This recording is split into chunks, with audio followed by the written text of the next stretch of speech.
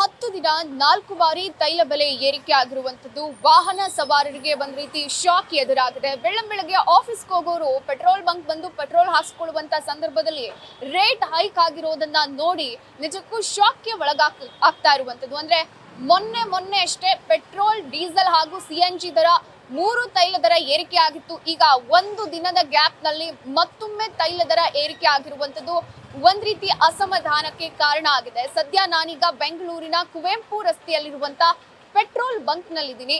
ಒಂದ್ ರೀತಿಯಲ್ಲಿ ಜನರಲ್ಲಿ ಆತಂಕ ಕ್ರಿಯೇಟ್ ಆಗಿದೆ. ಮೊದಲ ಬಾರಿ ಅಂದ್ರೆ ಮೇ 15ಕ್ಕೆ ಪೆಟ್ರೋಲ್ ದರ ಏರಿಕೆ ಆದಾಗ ಒಂದ್ ರೀತಿ ನಿರೀಕ್ಷೆ ಇಟ್ಕೊಂಡಿದ್ವಿ. ಯಾಕಂದ್ರೆ ಮೋದಿ ಅವರು ತೈಲವನ್ನ ಮಿತವಾಗಿ ಬಳಸಿ ಅನ್ನುವಂತ ಹೇಳಿಕೆಯನ್ನ ಕೊಟ್ಟ ನಂತರ ತೈಲ ದರ ಏರಿಕೆ ಆಗುತ್ತೆ ಅನ್ನುವಂತ ನಿರೀಕ್ಷೆ ಇಟ್ಕೊಂಡಿದ್ವಿ. ಆದ್ರೆ ಮೇ 15ಕ್ಕೆ ಏರಿಕೆ ಆಯ್ತು, ಮೇ 19ಕ್ಕೆ ಏರಿಕೆ ಆಯ್ತು, ಪುನಃ ಮೊನ್ನೆ ಅಂದ್ರೆ ಮೇ 24ಕ್ಕೆ ದರ ಏರಿಕೆ ಆಯ್ತು. ಆದ್ರೆ ಈಗ 4ನೇ ಬಾರಿ ಜಸ್ಟ್ 10 ದಿನಗಳಲ್ಲಿ 4ನೇ ಬಾರಿ ದರ ಏರಿಕೆ ಆಗಿರುವಂತದ್ದು ನಿಜಕ್ಕೂ ಒಂದ್ ರೀತಿ ಶಾಕ್ಗೆ ಎದುರಾಗಿರುವಂತದ್ದು. ಅಂದ್ರೆ ನಾವು ನಿರೀಕ್ಷೆ ಮಾಡಿರ್ಲಿಲ್ಲ ಪದೇ ದರ ಏರಿಕೆ ಆಗತ್ತೆ ಅಂತ. ಮುಂದಿನ ದಿನಗಳಲ್ಲಿ ಮತ್ತೆ ದರ ಏರಿಕೆ ಆದ್ರೂ ಆಶ್ಚರ್ಯ ಪಡಬೇಕಾಗಿಲ್ಲ ಅನ್ನುವಂತ ಮನಸ್ಥಿತಿಗೆ ಜನ ಬಂದಿರುವಂತದ್ದು.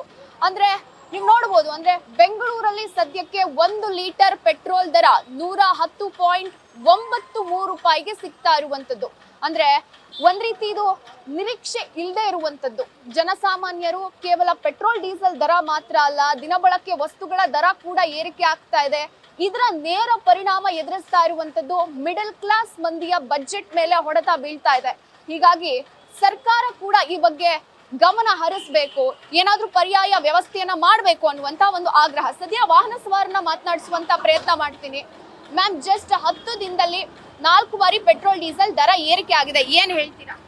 ಸಾಮಾನ್ಯ ಜನಕ್ಕೆಲ್ಲ ಕಷ್ಟ ಆಗುತ್ತೆ, ಆಮೇಲೆ ಪ್ರಾಬ್ಲಮ್ ಆಗುತ್ತೆ. ಆದಷ್ಟು ಸರ್ಕಾರ ಇದನ್ನ ಸ್ವಲ್ಪ ಸರಿಪಡಿಸಿ. ಮೋದಿ ಹೇಳಿಕೆ ಆದ್ಮೇಲೆ ನಿರೀಕ್ಷೆ ಮಾಡಿದ್ರಾ ಪೆಟ್ರೋಲ್, ಡೀಸೆಲ್ ದರ? ಇಲ್ಲ ಆಗಿಲ್ಲ ಏನು.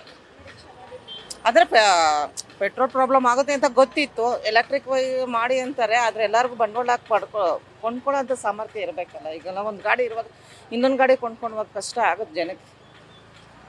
ಇದು ಜನಸಾಮಾನ್ಯರು ಹೇಳ್ತಾ ಇರುವಂತ ಮಾತು. ಅಂದ್ರೆ ನಮ್ಮ ಹತ್ರ ಇವಾಗ ಪೆಟ್ರೋಲ್ ಗಾಡಿ ಇದೆ, ಆದ್ರೆ ಆಲ್ ಆಫ್ ಎ ಸಡನ್ ನಾವು ಎಲೆಕ್ಟ್ರಿಕ್ ವೆಹಿಕಲ್ ಗಾಡಿಯನ್ನ ಕೊಂಡ್ಕೊಳ್ಳೋದಕ್ಕಾಗೋದಿಲ್ಲ, ಅಷ್ಟು ಬಂಡವಾಳ ಹಾಕೋದಕ್ಕಾಗೋದಿಲ್ಲ. ಯಾಕಂದ್ರೆ EMI ಅಲ್ಲಿ ಗಾಡಿಗಳನ್ನ ತಗೊಂಡಿರ್ತೀವಿ, ಪೆಟ್ರೋಲ್ ದರ ಕೂಡ ಜಾಸ್ತಿ ಮಾಡ್ಬಿಟ್ರೆ ನಾವು ಬದುಕೋ ಕಷ್ಟ ಆಗ್ಬಿಡತ್ತೆ ಅನ್ನುವಂತ ಮಾತನ್ನ ಹೇಳ್ತಾ ಇರುವಂತದ್ದು.